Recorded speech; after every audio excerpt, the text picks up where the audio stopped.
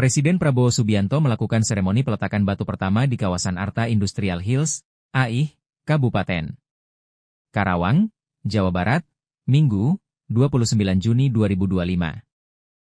Ini merupakan pabrik baterai kendaraan listrik terintegrasi dengan menghabiskan investasi jumbo.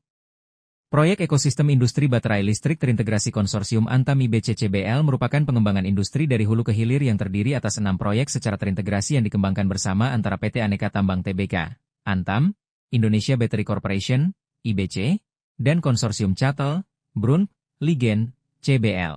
Sebanyak 5 proyek dikembangkan di kawasan FHT Halmahera Timur dan 1 proyek dikembangkan di Karawang. Secara keseluruhan, investasi pabrik ini kurang lebih sekitar 596 miliar dolar. Ini kurang lebih sekitar 100 triliun rupiah, ucap Menteri SDM, Bahlil dalam groundbreaking proyek ekosistem industri baterai kendaraan listrik terintegrasi konsorsium Antam IBCCBL di kawasan Arta Industrial Hills, AIH, di Karawang, Jawa Barat, Minggu dikutip Antara. Apabila dirinci berdasarkan wilayahnya, investasi di Karawang, Jawa Barat, sebesar 1,2 miliar dolar AS, dan senilai 4,7 miliar dolar AS diinvestasikan di Maluku Utara. Proyek ini menyerap 8.000 tenaga kerja secara langsung, kata dia. Secara tidak langsung, lanjut Bahlil, proyek tersebut menciptakan lapangan pekerjaan kepada 35.000 orang.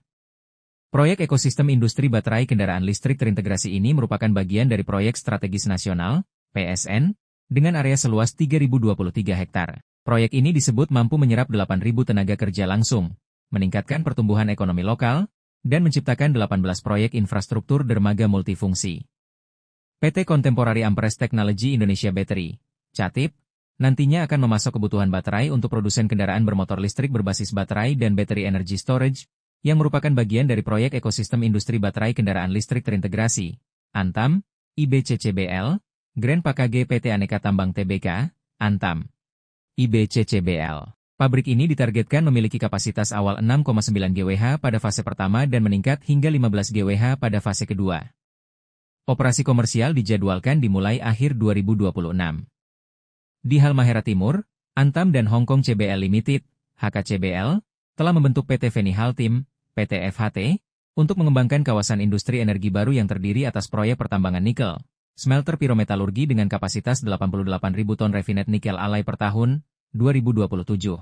Selain itu, juga memproduksi smelter hidrometalurgi menghasilkan 55.000 ton mixed hydroside precipitate per tahun, 2028, pabrik bahan katoda nikel cobalt manganese, NCM, sebesar 30.000 ton per tahun, 2028. Serta fasilitas daur ulang baterai menghasilkan logam sulfat dan litium karbonat sebanyak 20.000 ton per tahun, 2031. Terima kasih sudah nonton, jangan lupa like, subscribe, dan share ya!